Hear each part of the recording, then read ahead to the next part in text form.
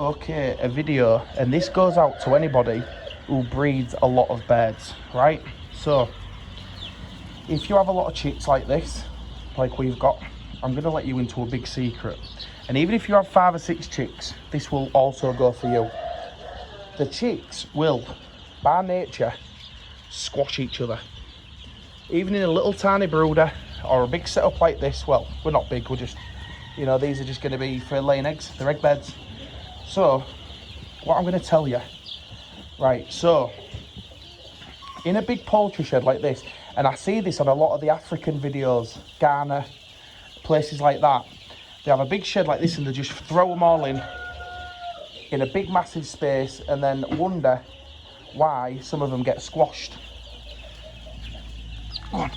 So I'm going to let you into a little secret, what we do, right? So these are a couple of weeks old. And if you look at these blocks, okay, so that block there, it's hollow inside. It's just a normal brick that you would use on a normal farm. So we cover the corners, so we make sure there's no square edges, because when you get a lot of birds, they'll seek shelter in numbers, right? And I'm going to tell you what this brick does, and you'll get it. As soon as I say it, you've probably had loads of birds die, because that's just part of the job when you're doing a lot of birds. Right, so if you get a brick like this, what will happen is, as the birds come round there and they'll block themselves in the corner, they can actually make a way out through there. So as they're blocking themselves in, it gives them a way out. So if you get one that's squished or getting squished in the corner, it can get itself out.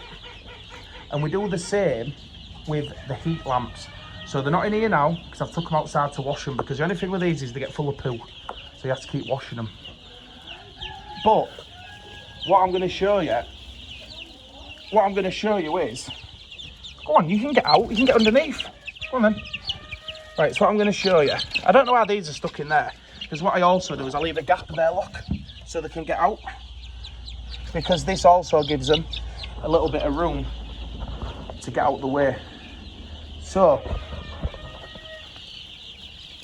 alright, come here, you. He's got a bad foot, I can see it, so I'm going to get him before I go. I'm going to get him now, actually, because I'll come tomorrow and be pecked to death.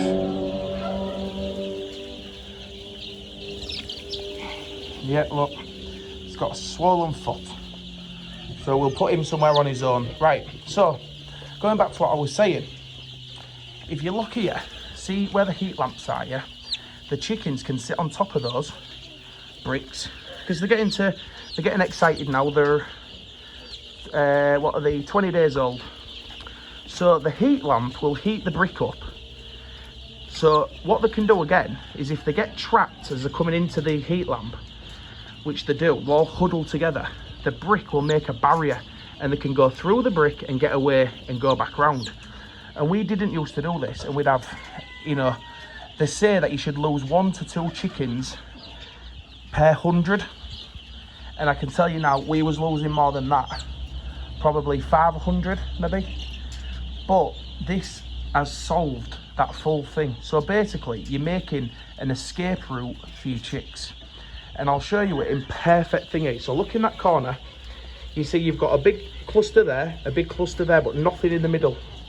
And they're not compacted in, because they can either get in or they can jump up onto the top of the brick.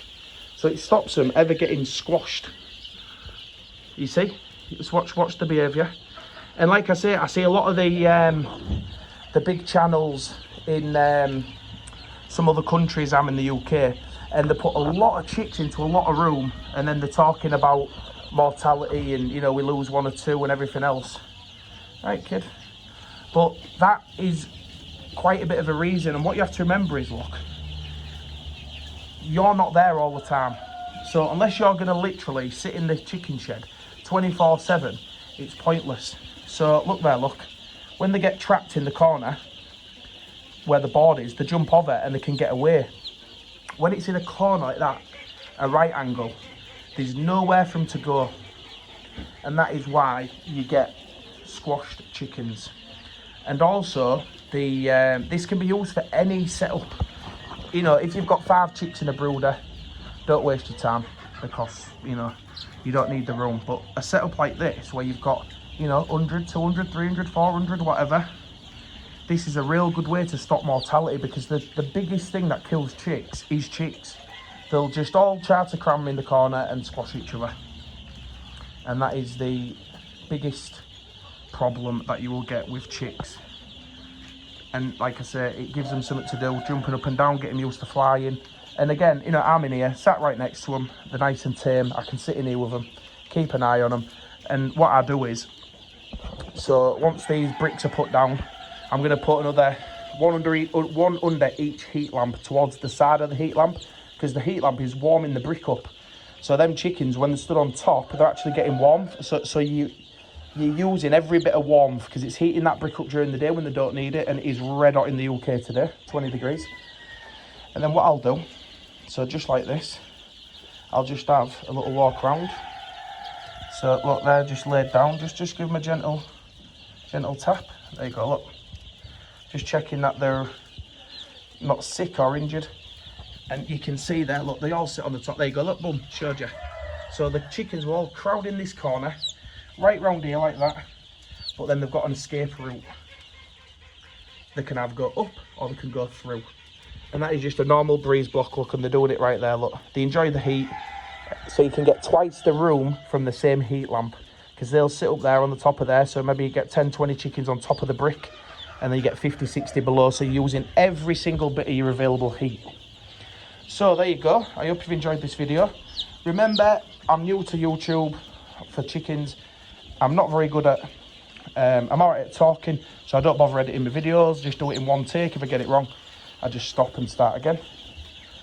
But this is how easy it is, and this is a very, very lucrative business, because if you think about these chicks, you know, you get them for £1, £1.50 each, and then they will sell for between £10. You could sell this full lot for 10,000, which is £10 a bed when they're about 11 weeks old, 12 weeks old. So it's an £8,000 return for 8 weeks, minus 1 full ton of chick crumb, which is 400 quid, which is what it takes to get these 1,000 beds up to the age to sell them to a commercial farm. The only problem is 1,000 beds probably won't be enough. They want 15, 16,000 and stuff like that. So we ain't got the room here, but what we do with these, we just keep them ourselves. If you're going to sell them retail, you would expect to get, for a good sexed leg on like this from good breeding backgrounds, you'd expect to get £20 a bed when they're 16 weeks. £20 minimum, up to 25. So if you work that out, you're talking, you know, a return for every, you know, 1,500 quid you lay out for 1,000 beds, you get 25 grand back. But then you would probably need 2.5 ton of chick crumb, and there would also be a lot of work. So that sounds like a lot of money, but that's 12 weeks work. They're not so much trouble now. I have to fill them up twice a day. I put 4 of them in. I'm just halfway through, and I just thought I'd do a video. You know, you've got to keep taking the bricks out, cleaning them, because they poo all over them. You don't want them eating the poo, because you get coccidosis off it. So it's yeah, it's a little bit of work, but it's definitely investment, especially if you're doing 16,000 or 10,000. You know, 10,000, 8,000 quid profit per 1,000. You know, you don't have to do many, and that's how these poultry guys make all their living. But these are getting to the age where they don't need meat lamp now anyway, so we've got them past the danger stage, as I say it. You know, the first week you get them, you might lose 50 the first day. But you see, look, they've got an escape route, and that is the secret to it, is not letting them have a place to get squashed. That is the whole top and bottom of it, because these will really, really love to flatten each other. Or you could obviously get a camera put in here and keep an eye on it. We don't bother. But there you go, kid, look, you got out yourself. I don't know why you didn't just go under. But yeah, so I hope you've enjoyed this video. And if you want to learn anything about chickens, why don't these little birds just go underneath, look? Go on. So if you want to learn, oh look, that little one got away with a bad foot. Let me catch you, son, because I'll put, he's there, look.